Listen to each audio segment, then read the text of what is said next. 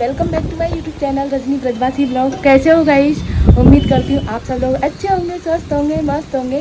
तो गाइस देखो, हल्की हल्की बारिश आ रही है, नन्ही नन्ही। बहुत गर्मी के बाद में ना थोड़ा सा मौसम आज शांत हुआ है और मेरे मोबाइल पे भी बारिश की बूंदी आ रही है लेकिन बहुत अच्छा लग रहा है, मौसम इतना सुहाना है, बहुत अच्छा लग रहा है। मतलब ऐसा लग रहा है यहीं बस बैठे रहो आराम से छत पे।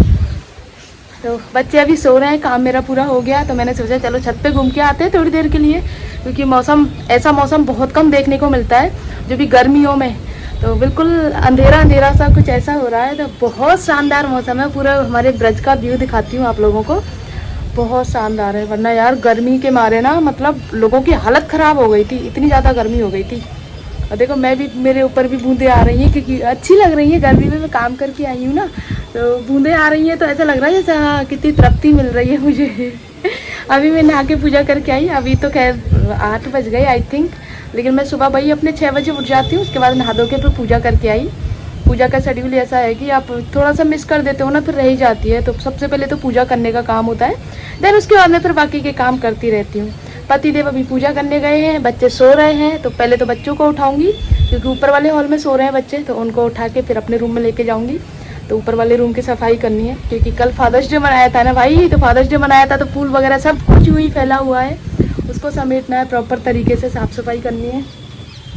और मुझे लगता है बारिश तेज़ हो गई है अब।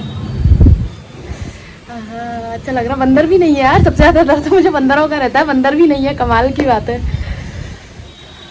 पति देखो ना टाइम नहीं मिलता, वरना मुझे ये चीज़ें ना बहुत मिस करती हूँ मैं, कि थोड़ी देर चलो छत पे बैठे हैं 10-5 मिनट, मतलब टाइम नहीं मिलता है इनको बिल्कुल भी। बहुत बिजी है, सच में बहुत बिजी है।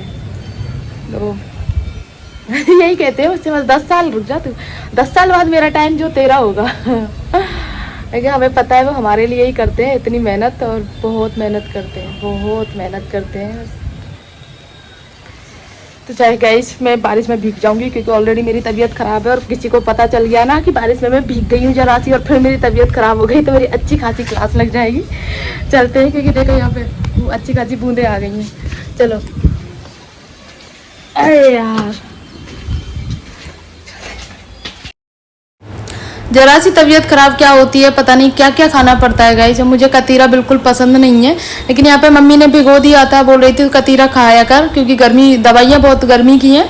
तो अभी नाश्ता किया, नाश्ता करने के 1 घंटे बाद में फिर ये मैं कतीरा लेके आई हूँ मिश्री डाल के। ये हमने ना बचपन में बहुत खाया है गाइस, सच में। मतलब जब हम छोटे छोटे से थे हमें खूब याद है, बहुत कतीरा खाते थे। मम्मी मिट्टी के डोंगे में भिगोती थी इसको और बहुत अच्छा लगता था गाइस। और आजकल के बच्चों को तो पता भी नहीं है। स्वरा पूछ रही थी कि मम्मा आप क्या खा रहे हो, ये क्या चीज़ है, आप मुझे बता दो। जरा सा उसको टेस्ट कराया तो उसने फेंक दिया, नहीं मम्मा मुझे अच्छा नहीं लग रहा। बाकी मिश्री डाल के खाओ तो अच्छा लगता है, और चाहे तो आप रूअफ़ज़ा आता है ना शरबत, वो भी डाल के खा सकते हो। तो मैं विदाउट शरबत खाया मैंने, तो थोड़ा सा ही मतलब खाया था, फर्स्ट डे था ना, तो कम पसंद है। मतलब अच्छा तो लगता है लेकिन कम पसंद है, और आपको पता है ना जो चीज़ फ़ायदा करती है वो कम पसंद होती है तो उसके बाद में फिर मैं अपना काम में लग गई, अपनी साफ़ सफाई करने के चक्कर में। और पूरा, क्योंकि कल आंधी आई थी, तूफान आया था और बारिश आई थी, उसके साथ में ये धूल मिट्टी भी आई। गेट वगैरह खोल लिए थे। अब यार साफ़ सफाई के चक्कर में ऐसा तो नहीं है कि आप गेट बंद करके रहो, क्योंकि एक तो वेंटिलेशन वैसे नहीं होता, सफोकेशन होती रहती है, और थोड़ी सी अगर हवा मिले तो वो ले लेनी चाहिए। तो यहाँ पे मैंने फिर दोबारा से मैंने सोचा चलो साफ़ सफाई कर लूँगी, इस बहाने सफाई भी हो जाएगी पूरे रूम की। वैसे भी 8-10 दिन हो गए हैं सफाई किए हुए, मतलब ऐसे डीप क्लीनिंग की बात कर रही हूँ, वैसे तो रोज़ होती है गाइस।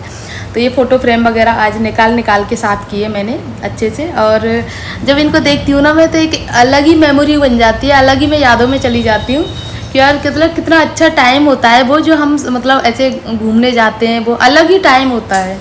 और सच में यार मैं तो कहती हूँ ना आप लोगों को भी ना, सबको जाना चाहिए, साल में एक बार तो घूमने जाना चाहिए। एक तो मेमोरी बनती है और दूसरी बात माइंड फ्रेश हो जाता है गाइस। थोड़ा सा अपना हस्बैंड वाइफ को भी टाइम मिलता है, थोड़ा सा बच्चे भी घूमने जाते हैं तो बच्चों को भी अच्छा लगता है। अलग अलग कल्चर में अलग रहन सहन हर चीज़ सीखते हैं, तो बहुत अच्छा लगता है गाइस।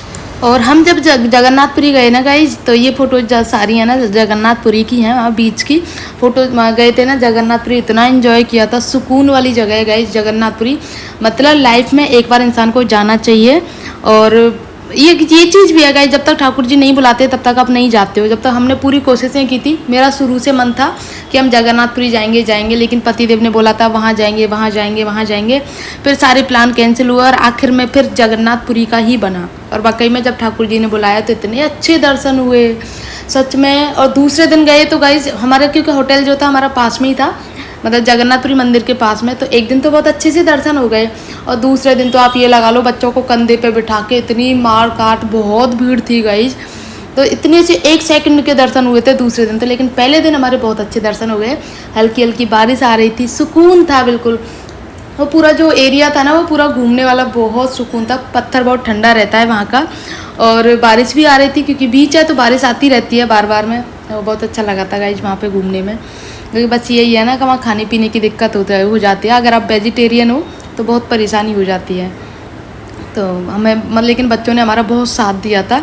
बहुत मतलब 10-11 दिन थे शायद, 11 या 13 दिन कुछ ऐसे रुके थे। तो बहुत सुकून वाले पल थे गाइस वो।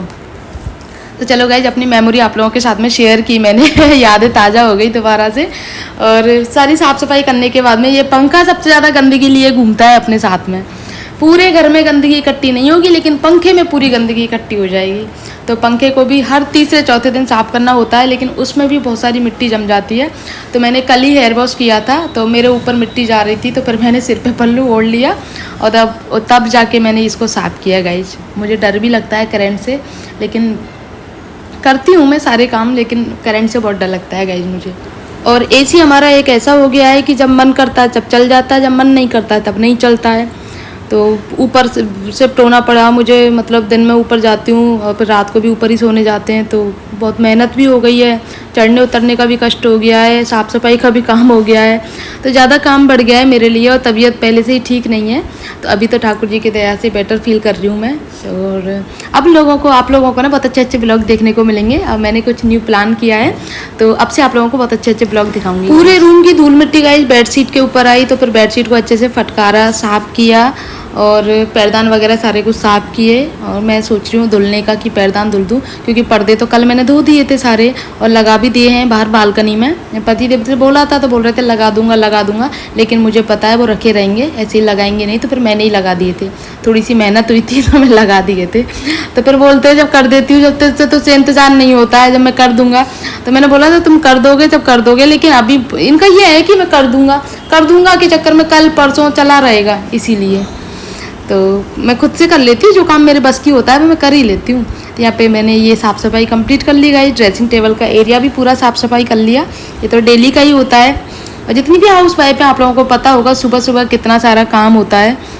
बहुत ज़्यादा काम हो जाता है साफ़ सफाई का, डस्टिंग का, और मतलब ये बच्चों का काम हो जाता है, खाने का हो जाता है। कुछ काम तो ऐसे होते हैं जो आप गिन सकते हो, कुछ काम ऐसे होते हैं जो आप गिन नहीं सकते हो, ना सामने वाले को बता सकते हो, बस आप लगे रहते हो बस पूरा दिन काम। अपने रूम का झाड़ू पोछा किया कंप्लीट करने के बाद में गाइस अभी मैं आ गई हूँ किचन में, और मुझे बनानी है आज आलू मंगौड़ी की सब्जी। मैंने मम्मी से बोला कि किचन में खाने में क्या बनेगा, तो मम्मी बोल रही थी आज आलू मंगौड़ी की सब्जी बना ले, बहुत टाइम हो गया। तो ये मंगौड़ी मैंने मतलब यहाँ पे निकाल ली है थोड़ी सी, और एक कपड़ा बिछा लिया है। उसके बाद मैं इनको हल्का सा दरदरा कूटूंगी, जैसे कूटूंगी से मतलब हल्का सा दरदरा करूँगी इनको, और फिर इनको फ्राई करूँगी, भूनूंगी घी में गाइस।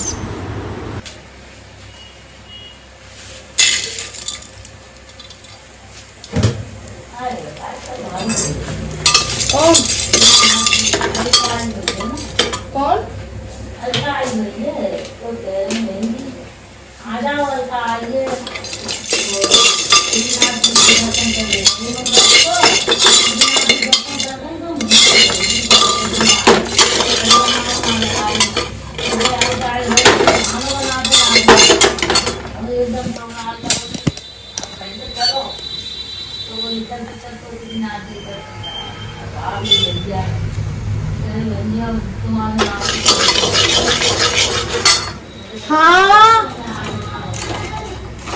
क्या? अरे मेरे लाला आ तुझे दूध बनाऊँ आज, जब से कह रहा हूँ। अरे नाश्ता मत ना दियो, आ जा।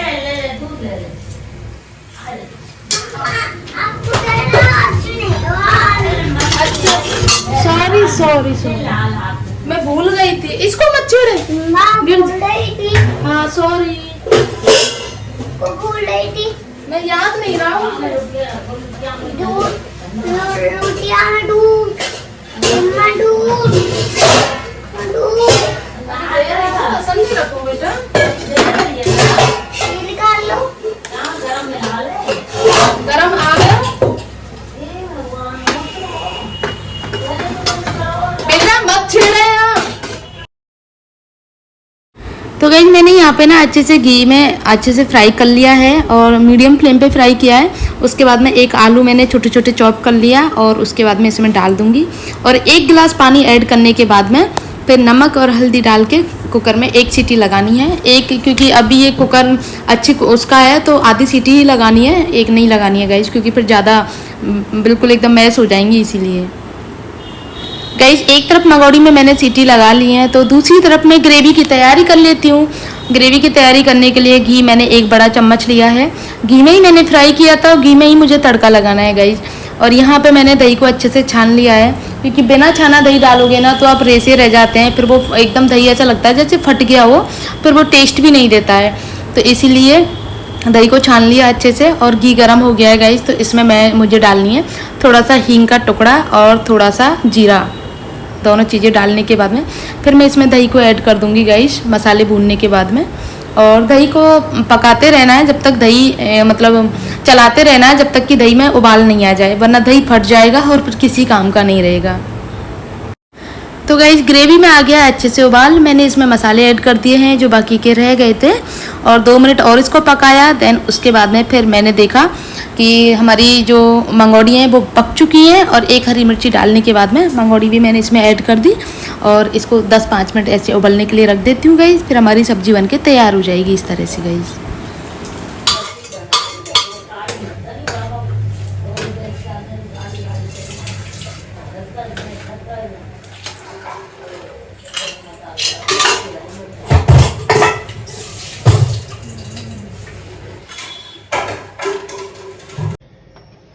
तो गाइज फाइनली मंगोड़ी की सब्ज़ी बन चुकी है और खाना भी तैयार है। तो अभी लगाते हैं ठाकुर जी का भोग।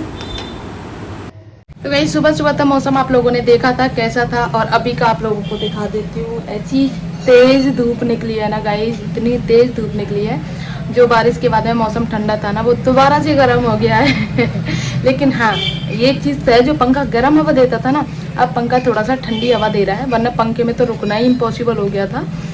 मतलब फिर मैं ऊपर वाले हॉल में जाती थी सोने के लिए। आज तो मेरा एसी भी ऑन हो गया है, पता नहीं इसमें क्या हो जाता है, सुबह शाम चलाओ तो ठीक रहता है, दोपहर में चलाओ रात में चलाओ तो चलता नहीं है। क्या जादू हो गया है इसमें, समझ में नहीं आता। 2-3 बार मिस्त्री भी आ गए लेकिन फिर उन्होंने बोला है कि कंप्रेसर चेंज होगा, क्योंकि इंडोर आउटडोर मैच नहीं कर रहा ना, इंडोर अभी चेंज हुआ था भगवान, इस वजह से। तो अभी तो हमारा कूलर ही प्यारा लग रहा है, क्योंकि इस टाइम पे मौसम में थोड़ा सा ठंडक हो गई है और मेरे मायने में ना कुछ चल रहा है। तो शाम को पतिदेव आते हैं जैसे तब उनसे शेयर करूँगी। बाकी तब तक आप लोगों के लिए भी सरप्राइज रखूँगी ये चीज़, क्योंकि पतिदेव के परमिशन के ऊपर डिपेंड करता है ना कहीं तो इसीलिए। और बाकी तबीयत मेरी थोड़ा बेटर फील हो रही है तो अच्छा लग रहा है मुझे, तो इस वजह से मैं कंटिन्यू ब्लॉगिंग अपनी रखूँगी, क्योंकि ये मेरा शौक़ है और मैं इसको बंद नहीं कर सकती हूँ। ये है गाइस, तो बस ब्लॉग को ना यहीं पर एंड करती हूँ आज के ब्लॉग में। आई होप आप लोगों ने खूब सारा एंजॉय किया होगा आज का ब्लॉग। अगर अच्छा लगे तो प्लीज़ वीडियो को लाइक कर देना, शेयर कर देना, कमेंट कर देना। तो बस मिलते हैं ऐसे अच्छे ब्लॉग के लिए, मिलते हैं, बाय।